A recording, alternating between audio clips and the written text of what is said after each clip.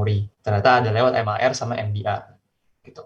Ya, tapi buat contoh ini kita akan persimpel bahwa CPU pokoknya bisa ngirim langsung ke memori, bilang minta dong alamat segini. Gitu-gitu. Ya.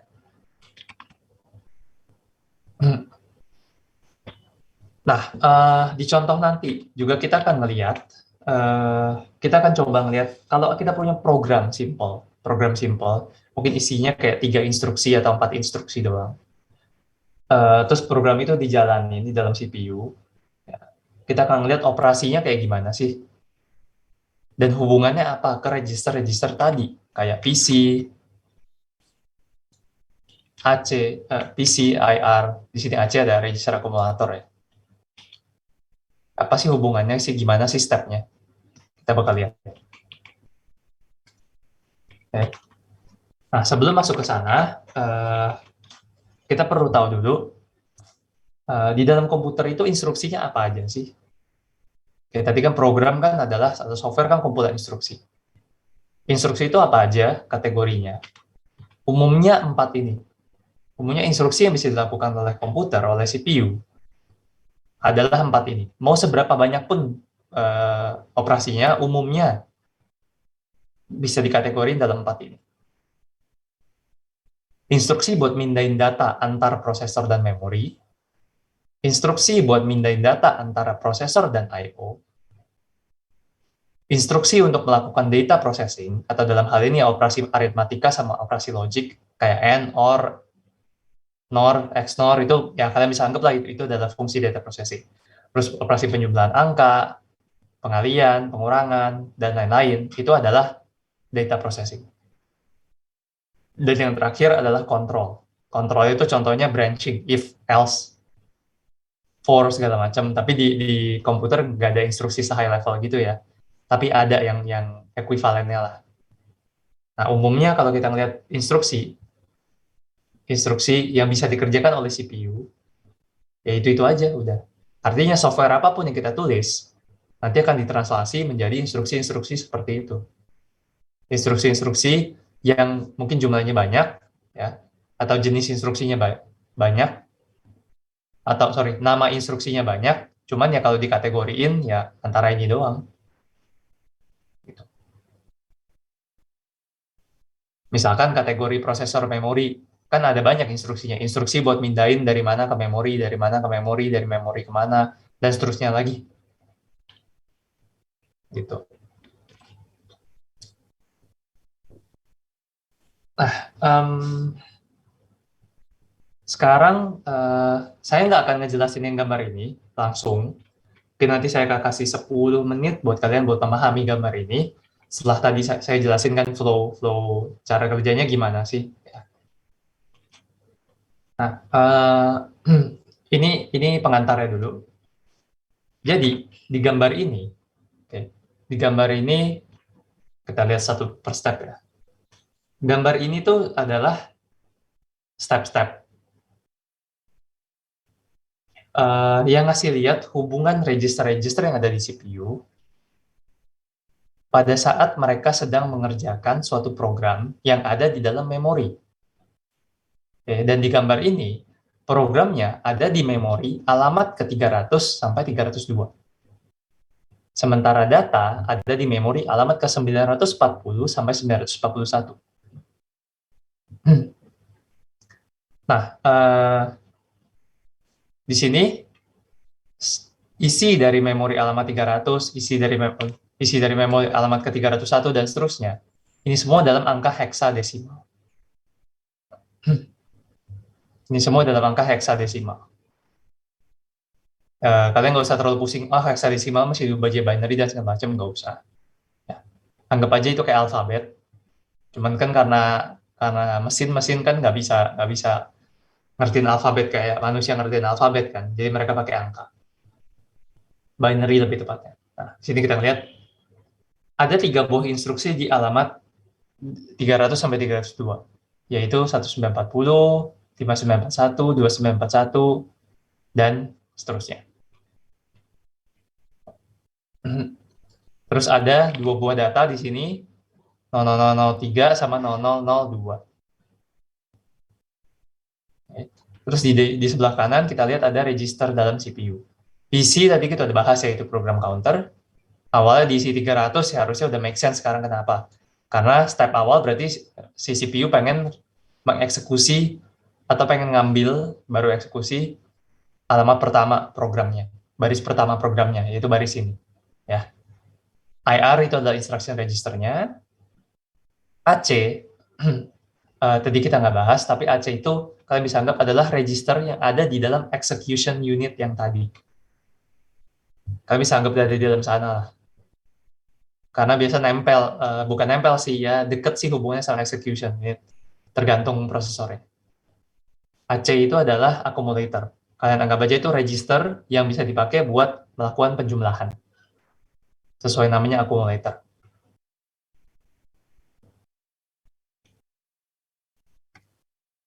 Nah, dengan informasi barusan, saya akan minta coba kalian memahami step-step ini, terus nanti kita lihat 10 menit kemudian, apakah ada yang mau mencoba menjelaskan. Justru kalau kalian mau coba jelasin, lebih bagus, artinya kalian ngetes, kalian paham apa enggak, dan bisa langsung dibenerin pola pandangnya. Ya.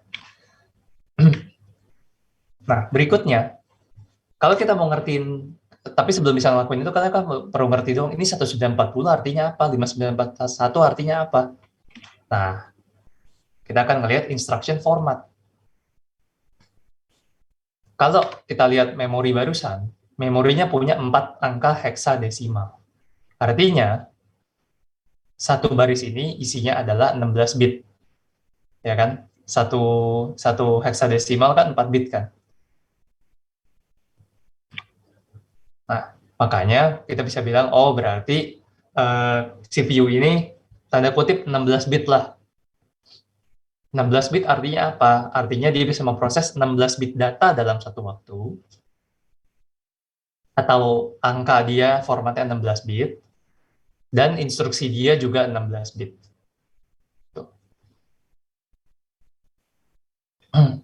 Nah, dalam kasus ini, instruksinya, formatnya adalah bit ke 0 sampai bit ke 3, artinya berapa bit yang di depan, yang paling kiri ya, satu byte yang paling, bukan satu byte, 4 bit atau satu digit paling kiri, itu berisikan opcode. Dan sisanya, itu adalah address. Contoh, 1940. Ini artinya, dia suruh ngelakuin operation yang kodenya 1. Terus, pada saat dia ngoperasin sesuatu, butuh data kan? Datanya ada di mana? Ada di alamat 940.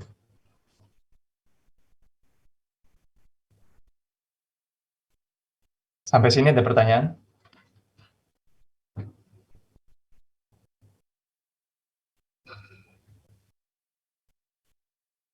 Nah, oke, kalau nggak ada atau mungkin masih bingung,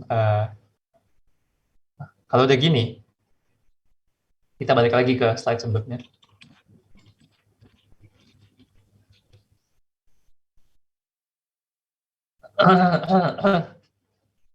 Berikutnya yang perlu kita lakukan adalah tinggal lihat operation dengan kode 1 itu artinya apa sih?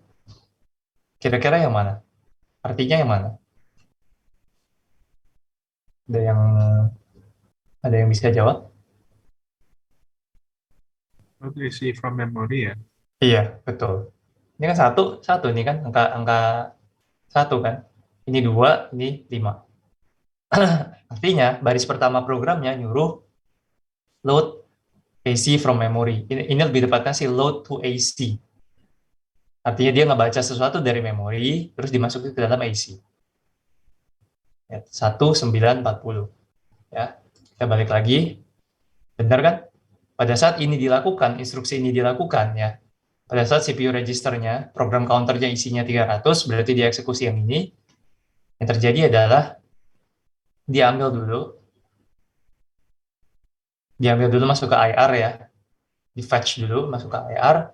Terus di dalam IR dicoba di-decode atau diinterpretasikan. Oh, maksudnya kayak kita barusan. Operation code 1 itu artinya load to AC from memory.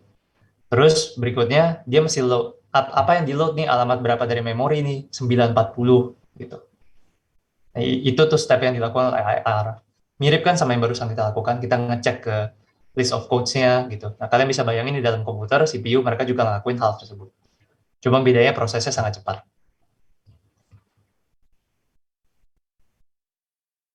Terus yang terjadi apa? Udah, si CPU-nya akan jalanin instruksinya. Instruksinya load to AC from alamat sekian. Dia kan lihat ke alamat 940, dicomot, masuk ke sini. Udah, itu udah selesai instruksi pertama. Ya, terus satu hal yang harus kalian perhatikan juga di sini adalah pada saat instruksi pertama sudah masuk ke dalam instruction register, PC-nya ditambah. PC-nya udah berubah. Kenapa PC-nya udah berubah? Karena ya asumsinya tadi yang di alamat 300 sudah di-fetch, udah masuk ke dalam IR. Ngapain dia simpen lagi? Jadi diganti PC-nya jadi satu. Setelah instruksi ini selesai dilakukan, akan langsung dieksekusi, diambil data dari, diambil instruksi dari PC 301. Gitu. Sampai sana ada pertanyaan untuk pengantarnya.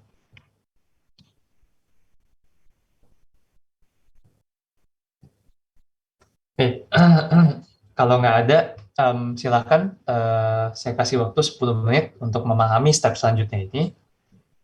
Terus nanti 10 menit lagi kita bahas. Saya harap sih ada yang mau ngejelasin pemahaman kalian terhadap terhadap ini. Oke, silakan.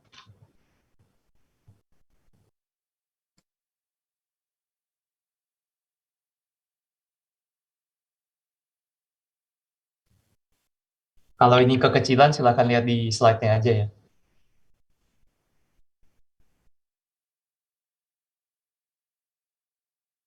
10 menit ya sampai jam 9 kurang 1 menit lah.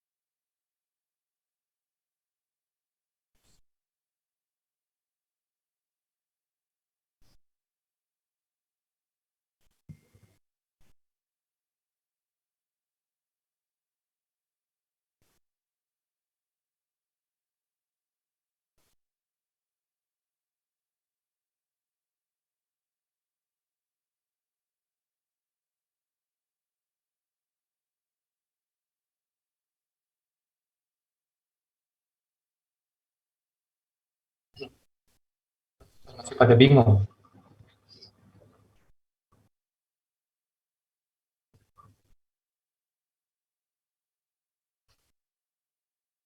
Saya boleh coba, Pak. Iya, boleh. Saya ini jelasinnya dari awal atau lanjutin yang tadi, Pak? Bebas kamu enaknya gimana. Dari awal ya, Pak. Mau kamu share screen atau... Atau aku jelasin aja, Pak. Oh, oke. Jadi kan dari awal yang tadi CPU registernya itu kan nge-load memori, kan apa program contohnya eh, apa fetch yang memori 300 dulu, lalu dimasukin ke instruction registernya, kan jadi memori 300 menyimpan 1940, jadi masukin ke instruction katanya 1940. Nah, karena operation code-nya satu, jadi nge-load memori dari nge-load data dari memori 940. Nah, data dari memori 940 itu dimasukin ke akumulator, lalu program counternya eh, nambah jadi 301 untuk mengeksekusi instruksi selanjutnya. Nah, jadinya nge-fetch memori 301, lalu yang instruksi yang ada di memori 301 itu dimasuk ke instruction register-nya. Nah, karena operation code-nya itu 5, jadi eh, ngambil data dari memori 941, lalu ditambah ke akumulator. Jadi data yang ada di akumulator kan 3. Nah, ditambah dengan data yang ada di memori 941 jadi 3 plus 2 jadi 5. Nah, jadi akumulator jadi 5. Nah, setelah itu sudah selesai instruksi yang ini, jadi program counternya tambah lagi jadi 302. Nah, di 302 itu, di memori 302 itu simpan instruksi 2941. Nah, 2941 itu masuk ke instruction registers-nya. Nah, karena operation code-nya 2, seingatku itu jadi save ke memori ya, memori datanya. Jadi save memori yang ada di data yang ada di akumulator di save ke memori 941. Nah, setelah itu program kerjanya tambah lagi untuk eksekusi selanjutnya. Begitu, Pak. Thank you. Thank you, Martin. Iya. Nggak ada masalah dengan yang itu.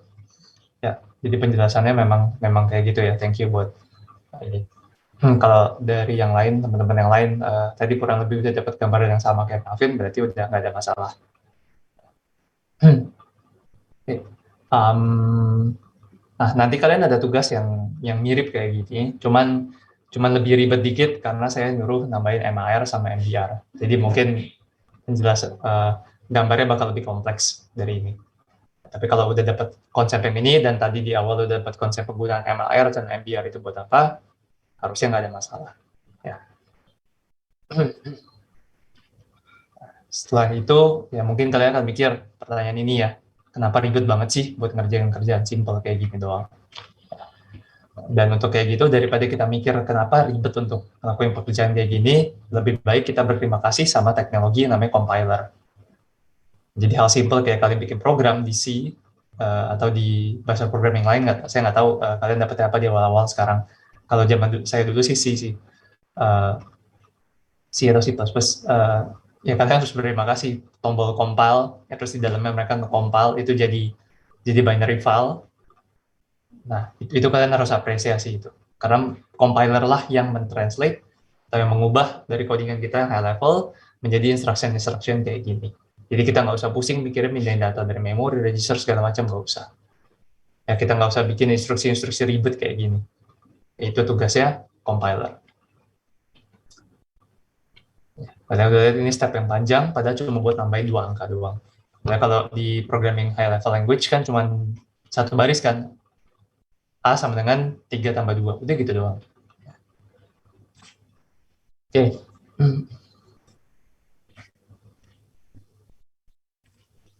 Berikutnya, instruksi yang barusan kita lihat, semuanya cuman ngambil satu kali di dalam memori. Operannya cuma satu. Dia cuma instruksi ini, terus perlu ngambil alamat tertentu di memori. Satu doang, satu kali fetch. Nah, ada kalanya, tergantung prosesornya lagi-lagi, ada instruksi-instruksi yang melibatkan dua buah operan. Kalian tahu istilah operator sama operan kayak, misalkan 5 tambah 6, 5 sama 6 itu operan, plusnya itu operatornya. Terkadang di desain prosesor tertentu, ada instruksi yang melibatkan dua buah operan, atau bisa aja lebih, gitu, tergantung prosesornya. Nah, kalau ada kayak gitu, gimana cara kerja prosesornya, gimana step-nya? Okay. Step-nya kayak gini. Jadi lebih ribet dikit. Okay. Tapi secara umum kita tetap bisa lihat ada fetch sama ada execute. Tetap step gedenya sama, ada fetch sama ada execute. Cuma bedanya di sini ya kita detailin aja dikit step-step. Di dalam fetch tadi menurut kita cuma kita tahu ambil instruksi doang. Okay. Tapi setelah ngerjain operasi barusan, ngerjain gambar barusan, ya kita tahu bahwa ternyata stepnya nggak cuma kayak gitu. Stepnya mulai dari sini, kayak warna merah. Mulai dari sini, instruction fetch, masuk ke IR, terus di dalam IR di decode dulu, dimengerti kan, oh ini 1, ini 940, oh ini 5, ini 941, gitu kan, tadi kita ngelakuin hal tersebut. Setelah ini beres,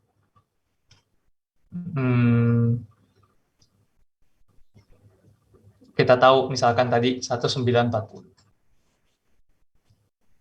Pada saat ini, pada setengah decode, oh kita decode dulu, oh instruksinya ini nih, oh operannya ini nih.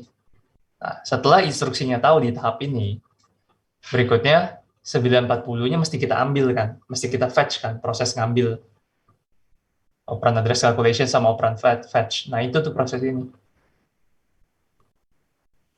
Oh, ini 940. Terus dia masuk lagi ke sana, ngambil dulu fetch operannya, 940.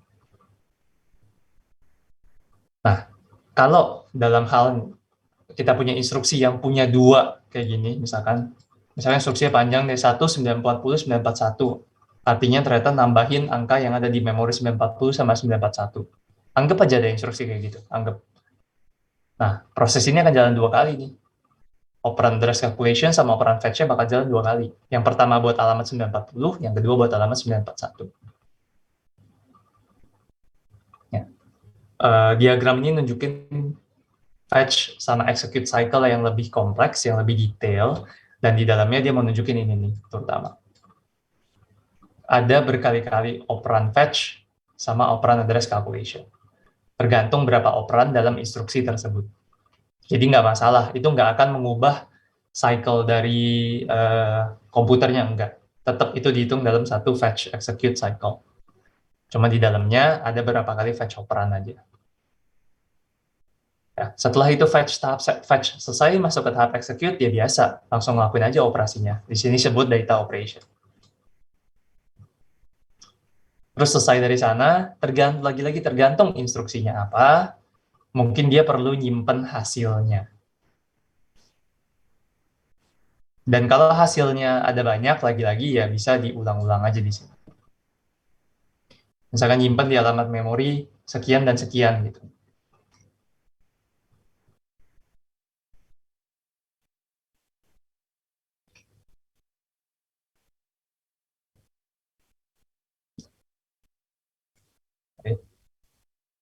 Setelah ini semua selesai, ya udah dia balik lagi ke awal. Nah, di sini ada instruction address calculation. Ini adalah saat kita nambahin PC plus 1. Tuh, habis itu instruction fetch lagi. Udah. Flow-nya jalan gini terus. Nah, sampai sini ada pertanyaan?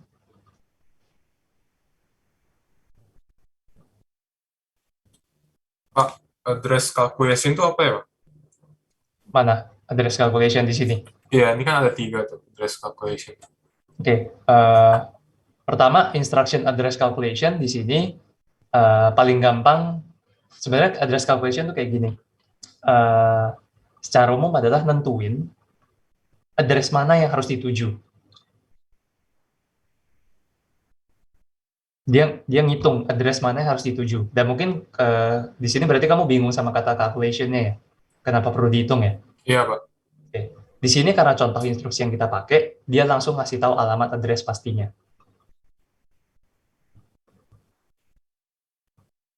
Itu jawabannya. Karena di sini contoh ini dia ngasih contoh address-nya itu sudah langsung 940, langsung straightforward lah kita ke sana. Nah, nanti pada saat kita bahas kayak di pertemuan setelah UTS soal addressing modes, kita bakal lihat ternyata dalam suatu instruksi, misalkan ada instruksi 1940 kayak gini, tergantung jenis tanda kutip addressing yang dipakai, jenis pengalamatan yang dipakai, itu nggak straightforward langsung alamat 940. Ada sedikit perhitungan yang harus dilakukan buat dapetin alamat aslinya. Jadi kayak 940 ini juga kayak bukan alamat asli. Tapi nanti diproses lagi buat menghasilkan alamat yang aslinya. Oh, oke, Pak. Makasih banyak, Pak. Detailnya nantilah kita bahas pelan-pelan. Jadi itu yang disebut operand address calculation. Kalau instruction address calculation agak beda sama operand address calculation. Instruction address calculation umumnya ya plus sama dengan 1 ke baris bawahnya, atau misalkan kalau kita pakai if else. If else kan urutan programnya berubah dong. Tadinya harus kalau masuk if berarti dia urutannya sekuensial. Tapi kalau dari sini dia nggak masuk if, dia langsung masuk else kan berarti loncat ke bawah kan. Loncat ke bawahnya. Nah, itu tuh instruction address calculation-nya juga terjadi tuh. Bukan cuma plus 1 gitu lah.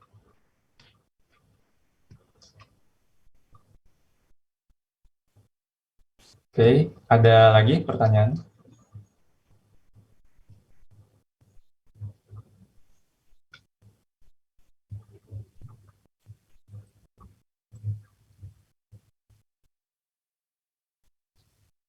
Oke, kalau nggak ada, lanjut.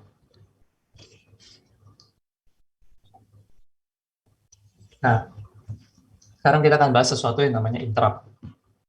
Ini masih bagian dari cycle processor ya. Tadi kita udah nyampe fetch, execute. Sekarang kita akan nambahin satu bagian lagi, yaitu interrupt. Interrupt itu apa sih? Kalian bisa baca di sini, atau mungkin saya akan jelasin. Interrupt tuh contohnya kayak gini. Ya interrupt sesuai namanya, interupsi kan, ganggu kan. Di prosesor juga sama. Interupsi, ganggu. Artinya ada sesuatu yang mengganggu operasi prosesor. Oke. Operasi normal yang dilakukan oleh prosesor adalah, ini adalah memori, ada program, ya dia eksekusi aja programnya. Ya. Ini flow normalnya. Dia eksekusi programnya. Mungkin di tengah-tengah programnya ada loncat-loncat karena if else atau for, tapi normalnya ya dia eksekusi program tersebut. Ya dia menjalankan tugas utamanya lah prosesor. Menjalankan program utama, bisa dibilang gitu. Nah, interrupt itu adalah sesuatu event yang mengganggu urutan kerja ini. Sehingga prosesor harus stop dulu kerjanya di sini, atau jangan kayak gini lambang. Di pause, lambang pause lah ya. Harus nge-pause, terus melayani interupsi tersebut, baru balik lagi ke sini. Itu interrupt, gambaran interrupt secara umum. Nah, biasanya kita ngelihat interrupt di mana? Paling umum, dan contoh yang akan kita pakai juga berikutnya adalah pada saat prosesor ngobrol sama hard disk. Prosesor ngobrol sama external device. Oke. Contohnya, prosesor itu cepat. Terus prosesor pengen ngambil data dari hard disk. Tapi hard disknya tuh kerjanya lebih lambat daripada prosesor. Nah, pada saat prosesor minta data ke hard disk, terus hard disk bilang tunggu. Daripada prosesor tungguin, mending prosesor tinggalin. Dia bilang, nanti kalau udah selesai kabarin ya. Udah, dia tinggalin. Nanti begitu si hard disknya udah selesai mendapatkan data yang diminta prosesor, dia akan interupsi ke prosesor.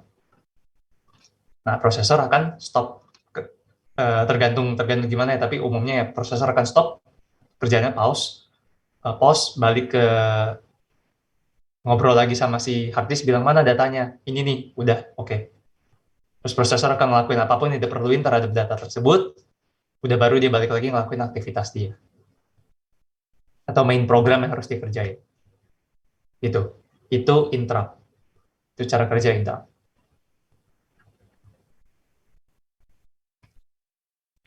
Source dari interrupt apa aja sih? Apa aja yang bisa menghasilkan interrupt?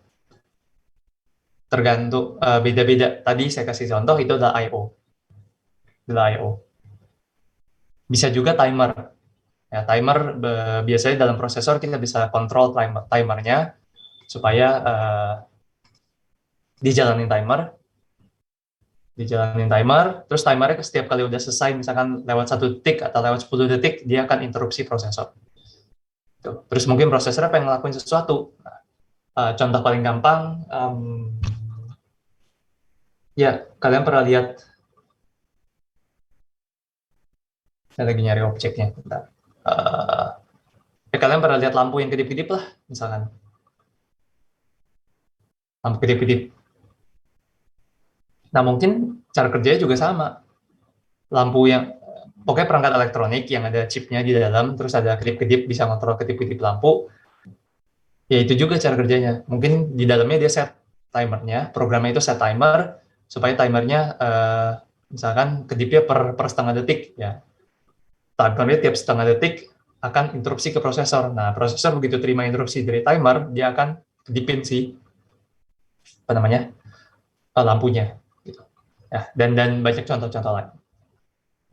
Program juga sama. Kalau ada program yang error dan lain-lain atau menghasilkan hasil-hasil yang aneh, ya dia akan bisa menginterupsi prosesor.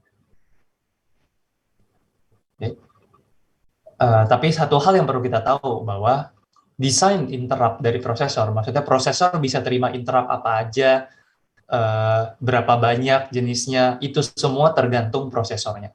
Prosesor A dengan prosesor B dengan prosesor C, kalau desain mereka berbeda, bisa aja mereka punya list interrupt yang berbeda.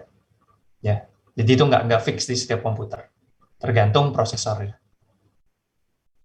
Dan hal lainnya adalah, meskipun namanya interrupt, meskipun namanya interupsi, sama seperti kita, kalau kita diinterupsi sama orang, kita bebas mau peduliin interupsinya atau enggak. Prosesor juga sama. Prosesor bisa pilih untuk melayani interupsi tersebut atau dia cuekin interupsi tersebut. Nah, gambaran ininya, kayak yang tadi saya kasih lihat, yang tadi saya coret-coret, mirip. Jadi prosesor tuh lagi ngejalanin tanda kutip main programnya, muter-muter, terus lagi dijalanin, tahu-tahu ada interrupt. Begitu ada interrupt, prosesor itu nggak harus sih, ya ceritanya prosesornya baiklah ngelayanin ya. Jadi dia harus stop apapun yang dilakukan di sini dan masuk ke suatu bagian program lain yang namanya interrupt handler. Jadi interrupt handler ini kalian bisa anggap sebagai tanda kutip ya fungsi aja sama function. Kalau dari perspektif programming ya mungkin lebih cocok untuk kalian. Prosesor anggap itu interrupt, ya proses tahu ada interrupt, dia masuk ke interrupt handler. Itu adalah suatu program yang isinya adalah apa yang harus dilakukan kalau ada interrupt dari pihak tertentu. Misalkan, ini adalah interrupt apa yang harus dilakukan saat si hard disk udah selesai ngambil data. Itu kurang lebih isinya.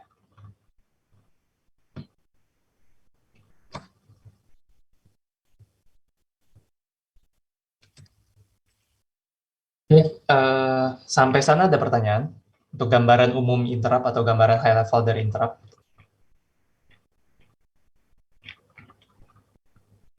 Ada? Oke, kita bakal masuk ke yang sini, tapi bentar saya ke toilet dulu ya.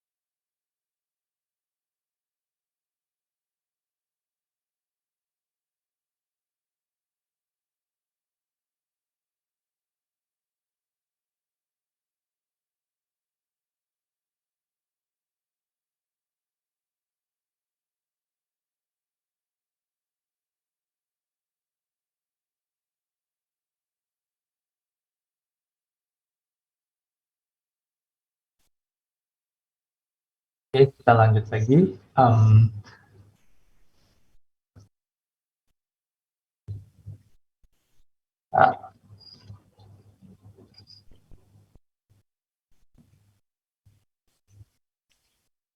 Oke, saya mungkin akan fokus ke gambar yang ini.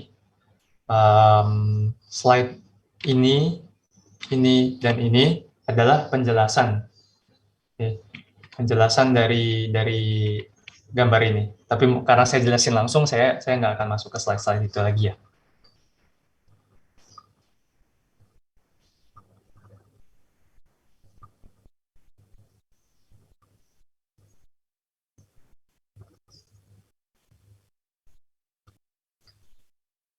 Oke, jadi di sini kita ngelihat 3 gambar, 3 buah program.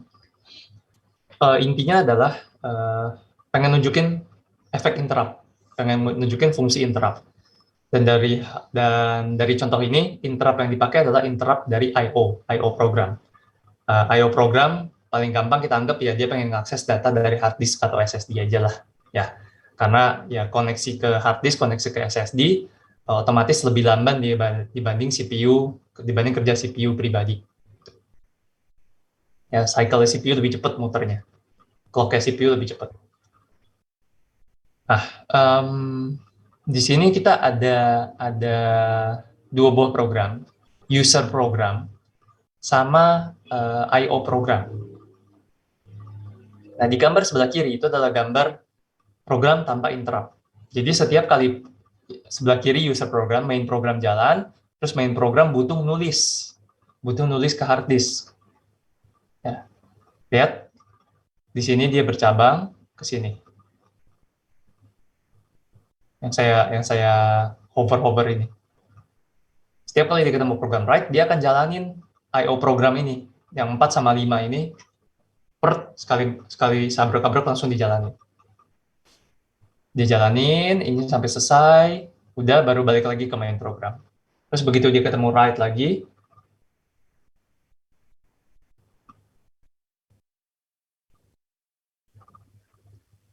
sama.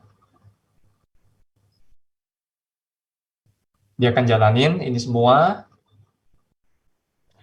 udah selesai, baru dia balik lagi. Gitu.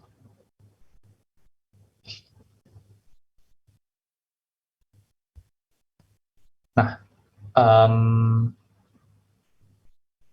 ini adalah struktur program tanpa interrupt. Dari sana yang bisa kelihatan adalah waktunya si prosesor habis buat nungguin kayak ginian. Padahal biasanya I/O program itu lebih lambat. Atau fungsi I/O ke I/O itu lebih lambat. Nah, dengan adanya interrupt, prosesor dalam hal ini bisa misahin, bukan prosesor sih, maksudnya kita bisa misahin I/O program yang sebelah kanan jadi 2. Bagian nomor 4 sama bagian nomor 5, kepisah. Kita lihat di sini ya. Sebelah kiri biasa user program jalan, terus ketemu fungsi write. Ya dia nggak apa-apa, dia masuk ke fungsi I/O program. Oke. Fungsi I/O program nomor 4 ini ngapain? Menginisiasi proses write. Jadi istilahnya kayak dia bilang, nih gue mau write ke dalam hard disk, alamat sekian, datanya ini. Ukuran datanya misalkan 100 MB. Udah. Setelah itu, prosesor langsung balik, langsung tinggalin programnya. Setelah ngasih tahu kayak gitu, inisiasi kayak gitu, dia tinggalin balik. Dilanjutin lagi aja ke sini. Dia nggak peduli yang tadi udah selesai apa belum. Dicuekin aja dulu. Sampai akhirnya di sini ada silang, artinya di sini ada interrupt dari si I/O, dari si hard disk tadi. Selama dia tinggal ini kan I/O command ini kan pasti jalan dong, bukan yang nggak jalan, dia jalan sendiri. Kan ceritanya si prosesor udah ngasih tahu ke hard disk ya, dia mau ngelakuin ini nih. Ya, terus dia tinggalin. Habis itu prosesornya diinterupsi sama si hard disknya. Udah nih katanya. Oh udah, lihat di sini prosesor bercabang masuk ke interrupt handler.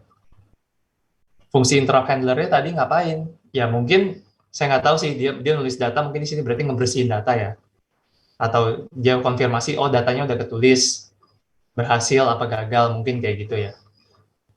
Biar gampang nggak kebaca di sini berhasil, nah, prosesor ngelewatin interhandlernya udah selesai, ya udah. Prosesor udah tahu, oh tadi fungsi write pertama udah beres.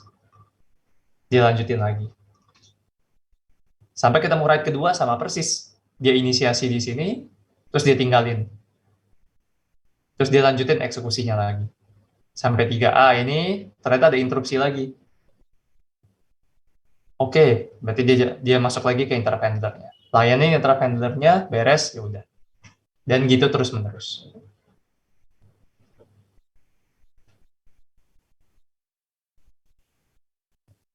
Oke, sampai sini ada pertanyaan untuk yang interrupt.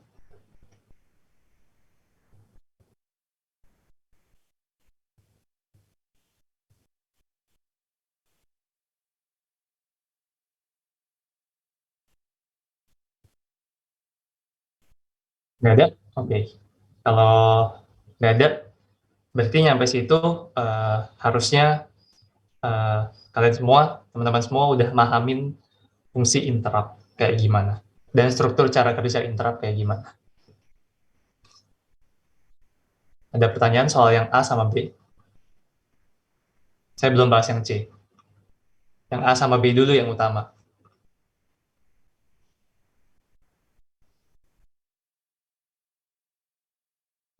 Ya, oke.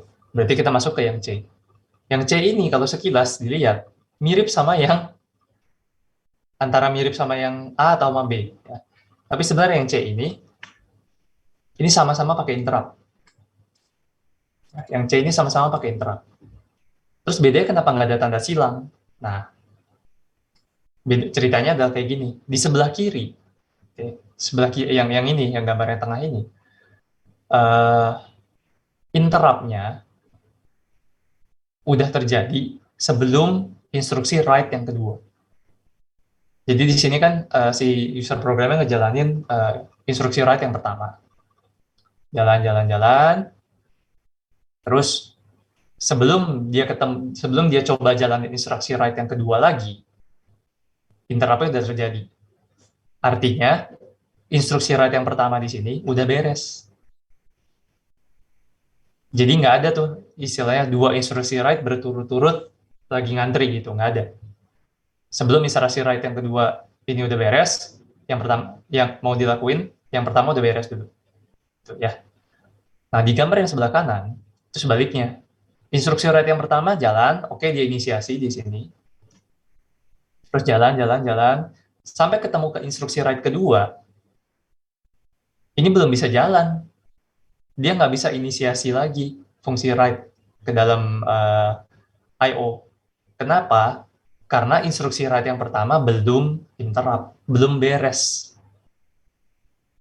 Jadi di sini ceritanya ini barengan kan kelihatannya ya. Tapi sebenarnya kronologinya adalah fungsi write kedua mau jalan, dia nggak bisa inisiasi, belum bisa. Dia harus nunggu instruksi write yang pertama beres dulu. Nah, terus ceritanya akhirnya mungkin di satu waktu yang bersamaan, instruksi write yang pertama beres di sini, interrupt di sini.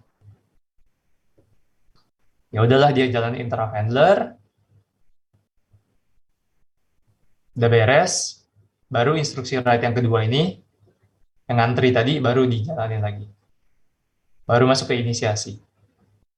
Habis itu dia lanjut ke bawah, terus hal yang sama terulang lagi. Ada instruksi write berikutnya lagi, yang kedua lagi. Ini jadinya, ini kan udah selesai tadi, kita nganggap ya. Ini yang pertama, ini yang kedua, numpuk nih. Instruksi write yang di paling bawah, sama. Dia harus nunggu instruksi write yang pertama selesai untuk beres dulu.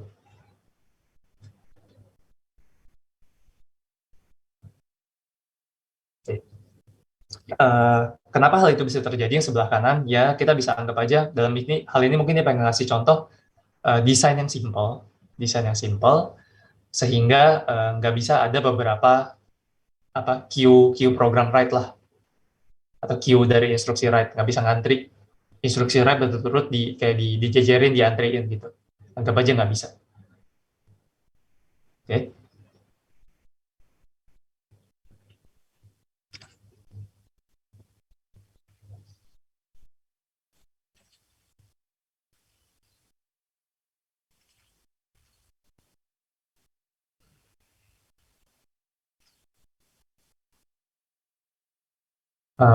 Sampai situ ada pertanyaan?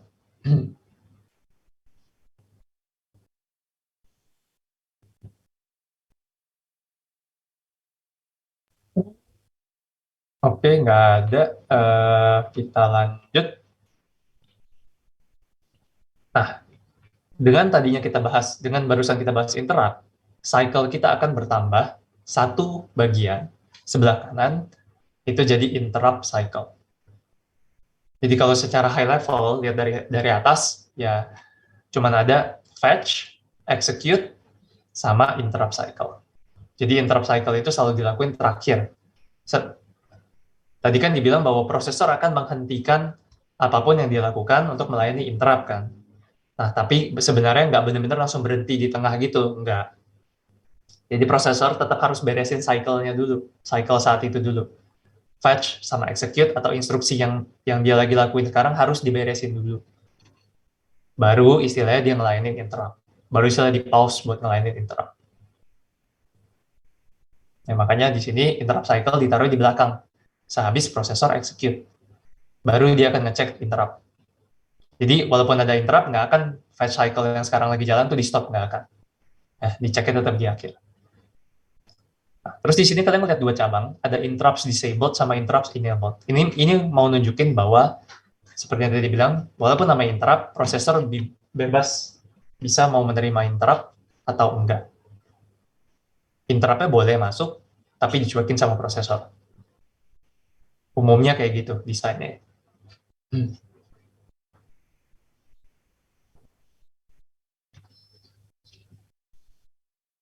Terus ini kalau didetailin, ini kan yang sebelah kiri ini persis nih sampai execute, persis kayak yang tadi kita udah lihat.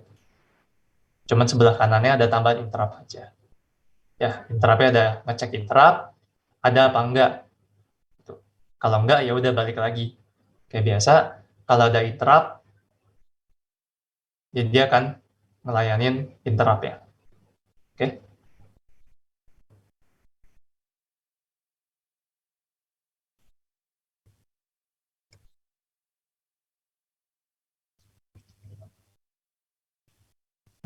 Nah, tadi kita ngomongin cycle interrupt dan kita ngomongin proses interrupt untuk satu level, untuk satu interrupt. Nah, gimana kalau ada beberapa interrupt yang masuk secara bersamaan? Gimana kalau misalkan kita punya hard disk dua, kita punya apa, terus tadi si prosesor sama-sama kayak nge-query ke apa, ke I/O yang berbeda misalkan. Misalkan ada 3 I/O, tiba-tiba balik interprosesor. Prosesor masih layanin yang mana dulu? Okay. Atau kalau urutannya masuknya beda-beda, prosesor gimana sih cara ngelayanin interrupt yang banyak itu yang masuk? Di sini prosesor ada dua pilihan. Dia bisa ngelakuin disable interrupts atau interrupt priorities. Disabled interrupts ini bukan kayak yang di awal ini ya, kayak interruptnya di disable secara total, enggak. Tapi ceritanya dalam konteks kalau prosesor terima banyak interrupt dan dia lagi ngelayanin salah satu interruptnya, dia boleh matiin interrupt. Jadi misalkan dia terima 5 interrupt nih, pada saat dia lagi ngelayanin salah satu interruptnya, atau mungkin prosesor pokoknya dia lagi ngelayanin interrupt, dia akan matiin interruptnya sementara. Atau dia pilih ignore lah, ignore. Artinya pada saat ini lagi jalan, pada saat prosesor lagi melayani salah satu interrupt, kalau ada interrupt lain yang masuk, itu kayak diantriin aja atau dianggurin aja dulu sama prosesor. Prosesor nggak akan layanin interrupt lain tersebut. Sampai yang ini udah beres, baru dia akan memproses yang berikutnya. Oke, itu struktur yang kalau prosesornya milih untuk disabled interrupt. Satu alternatif lain adalah prosesor bisa bikin interrupt priorities. Dan buat ngeliat interrupt priorities, oh ya ini udah digambarnya ya. Ini tadi. Ini disabled interrupt nih. Lihat.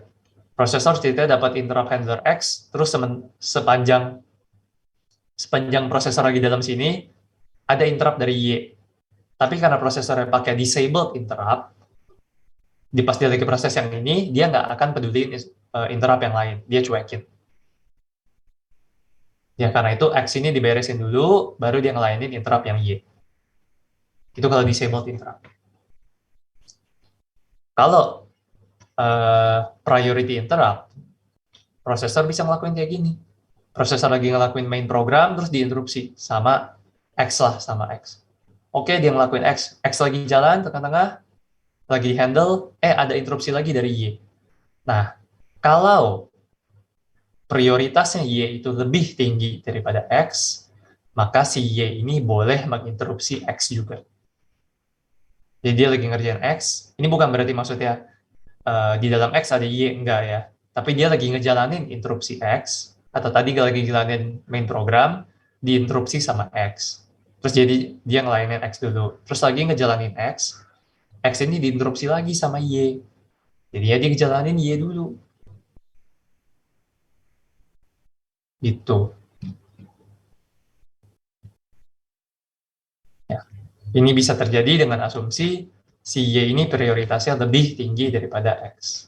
Makanya tadi namanya priority interrupts. Oke, sini ini adalah penjelasan dari contohnya. Ya, ceritanya kita punya, anggaplah punya beberapa I/O device, ada printer, ada disk, ada communication line.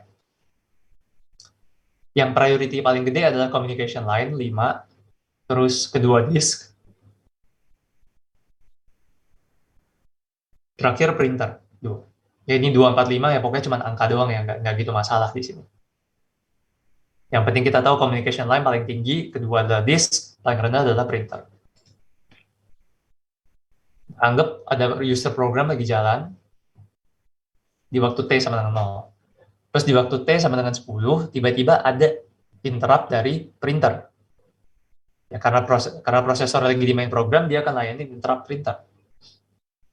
Interrupt printer lagi jalan, tahu-tahu di T sama dengan 15, ada interrupt dari communication service. Karena communication service tadi communication line tadi lebih tinggi, pangkat dibanding printer, ya jadi yang printer diinterupsi juga sama dia. Nah, terus kita lihat di sini, bahwa ternyata ada disk, ada interrupt dari disk pada saat T sama dengan 20. T sama dengan 20 ada di dalam mana? Dalam sini kan? Soalnya kan tadi T15 masuk ke dalam communication punya interrupt rutin. Terus ini makan waktu sekitar 10 detik lah sampai T sama dengan 25. Berarti selama ini lagi jalan, ada interrupt nih dari disk. Tapi karena disk itu prioritasnya lebih rendah daripada communication line, dia nggak bisa interrupt. Jadi dia diantriin. Jadi ini nggak ada yang bisa interrupt lagi nih, karena itu udah paling tinggi. Begitu dia udah selesai, kontrolnya balik ke printer punya rutin. Ingat ya, kontrolnya balik ke printer punya rutin. Terus langsung dicek lagi, ada interrupt lain lagi nggak? Oh, ternyata ada dari disk. Terus dilihat lagi, disk itu lebih tinggi prioritas daripada printer. Karena itu ya udah layanin dulu interrupt disk. Sampai udah selesai, baru balik ke interrupt printer. Udah selesai, baru balik ke main program.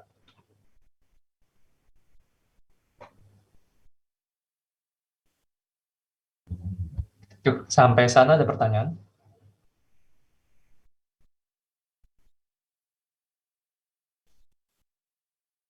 Enggak? Oke, kita lanjut. Oke. Tadi kita udah ngomongin sampai situ. Nah, terakhir di bagian struktur komputer atau fungsi komputer adalah salah satu fungsi penting dari komputer adalah komputer harus bisa ngelakuin I/O, input output. Ya, komputer sekarang kita kayak gini nggak mungkin kita bisa pakai kalau nggak ada I/O-nya. Kalau kita nggak punya mouse, keyboard dan lain-lain, monitor.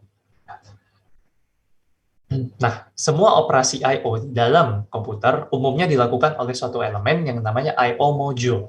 I/O module ini nanti nempel sama banyak I/O device.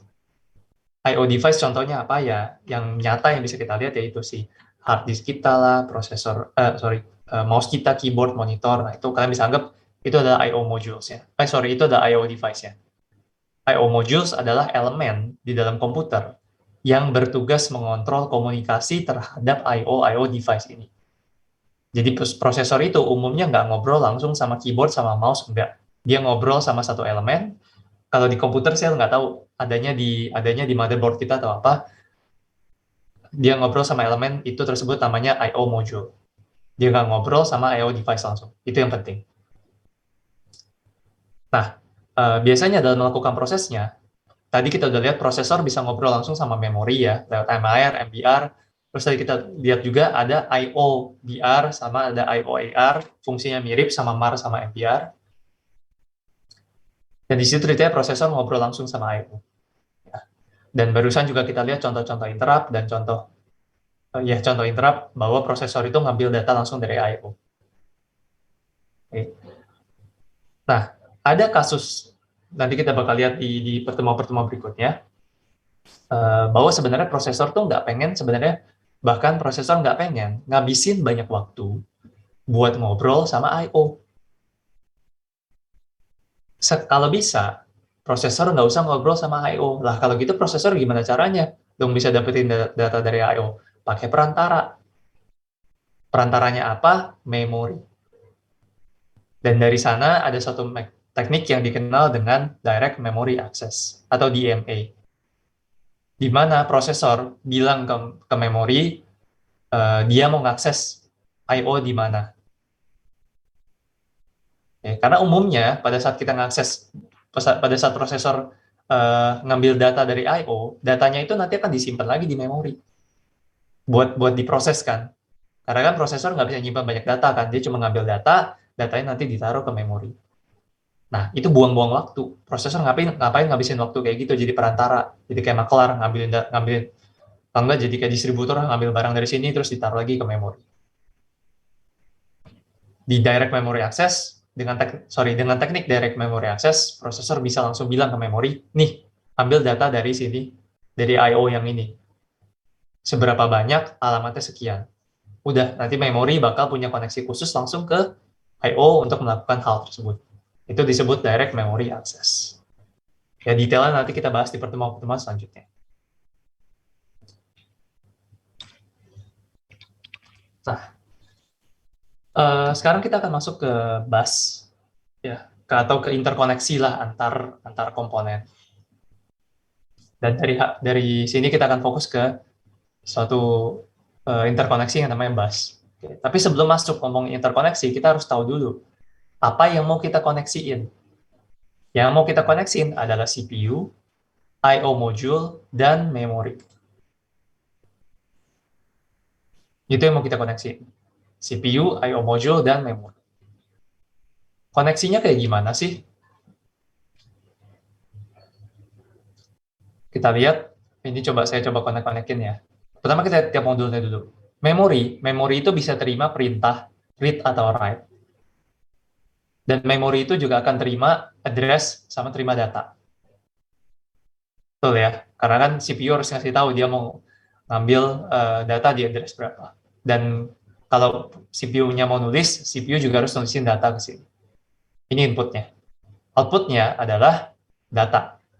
Itu doang. Memori cuma outputnya data doang, simple. Berikutnya, I/O module. Sama, dia terima read sama write, terus ada address. Nah, bedanya di sini, dia ada internal data sama external data. Bedanya apa internal data sama external data? Ya, satu buat ke I/O-nya, satu buat ke prosesor ya, ke CPU-nya. Sesimpel itu aja. Ya. Sama halnya di sini, I/O module juga bisa output internal data dan output external data. Dan dia juga bisa terima input internal data dan terima input external data. Oke, internal itu yang sama CPU, eksternal yang sama I/O device-nya. Kurang lebih gitu. Terus I/O module juga bisa mengeluarkan interrupt signals. Buat apa? Tadi kan kita udah lihat, pada saat ngomongin interrupt, kita bahasnya pakai contohnya I/O. I/O pengen bilang ke CPU, nih udah nih, gitu. Oke? Nah, yang terakhir, CPU di sini, komponen utamanya, dia bisa terima masukan instruction dan terima masukan data. Terus dia juga terima interrupt signal. Oke? Jadi yang mengontrol kerjanya CPU adalah instruction dan data. instruction dan interrupt signal. Itu yang kontrol kerja CPU. Data itu ya supaya dia tahu apa yang mesti dioperasiin. Oke. Terus di outputnya, CPU mesti ngeluarin apa? CPU mesti ngeluarin address, mesti ngeluarin control signal, dan mesti ngeluarin data. Address buat apa? Ya tadi buat ngakses memori alamat berapa, atau ngakses IO module yang mana. Data buat apa? Ya karena dia perlu operasin data. Habis dia operasin datanya kan dia pengen simpen kan di memori atau keluarin di IO module. Karena itu dia perlu output data juga. Control signals buat ngapain ya? Buat kontrol elemen-elemen lain-lain di dalam komputer ya. Contohnya apa? Memori sama IO module. Gimana caranya si CPU bisa ngasih tahu ke memori? Ini mau baca loh, ini mau read loh, ini mau write loh. Ya lewat control